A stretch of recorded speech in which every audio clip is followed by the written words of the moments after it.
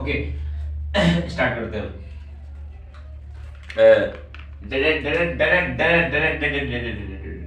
Five minutes okay five minutes okay in 5 minutes we'll do something okay in 5 minutes we'll do something okay in each chapter okay related to JEE mains and advanced only okay yeah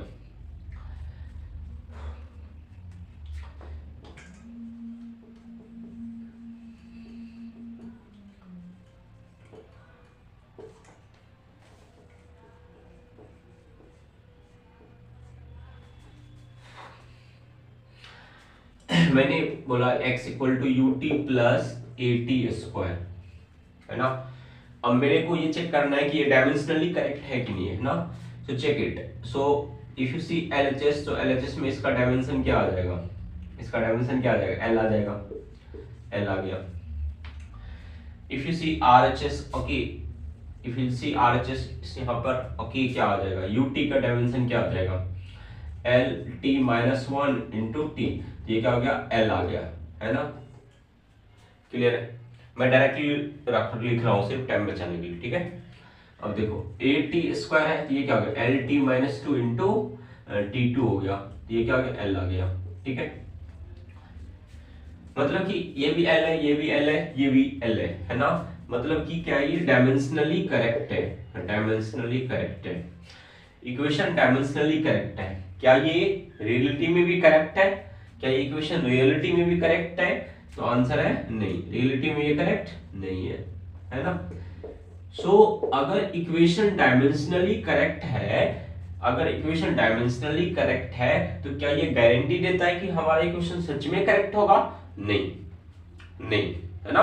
so if the equation is dimensionally correct, if the equation is dimensionally correct okay, so final equation may or may not be correct okay, but if the final equation is correct, if the final equation is correct, definitely they have to be dimensionally correct।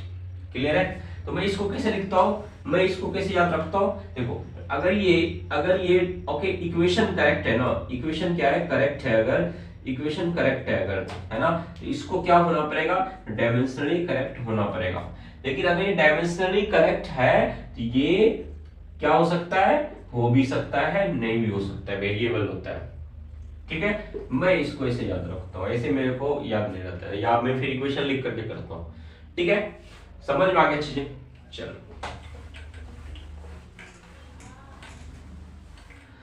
मैंने क्या कहा, मैंने कहा कि जो force है ना वो डिपेंड करता है किस पर, वेलोसिटी पर डिपेंड करता है। आई don't know the values anything okay, velocity पर डिपेंड करता है, टाइम पर डिपेंड करता है, वेलोसिटी पर डिपेंड करता है, टाइम पर डिपेंड करता है, और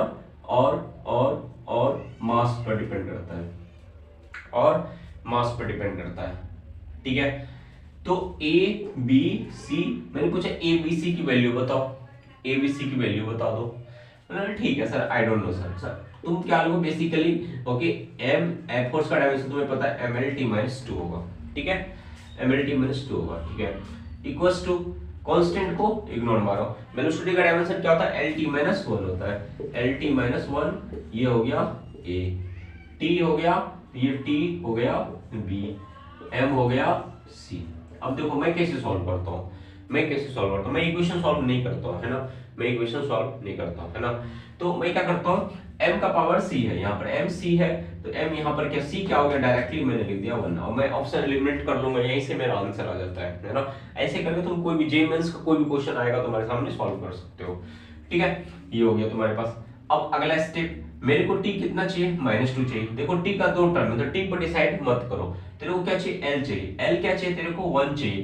तो a तो तुम्हारा फिक्स हो गया ना 1, समझ रहे हो, a तुम्हारा फिक्स हो गया ना 1, तो a फिक्स हो गया 1। तो अब देखो यहां से a को जैसे फिक्स करोगे 1, t पावर -1 आएगा ही आएगा। तेरे को क्या चाहिए, t पावर -2 चाहिए ना, तो b को क्या होना पड़ेगा, -1 होना पड़ेगा। क्लियर, चलो ठीक है। तो ये 1 को आई थिंक यूनिट डायमेंशन का ओवर होता है, ठीक है, यूनिट डायमेंशन का क्या होता है, ओवर होता है, ठीक है। अब आते हैं रीडिंग पे।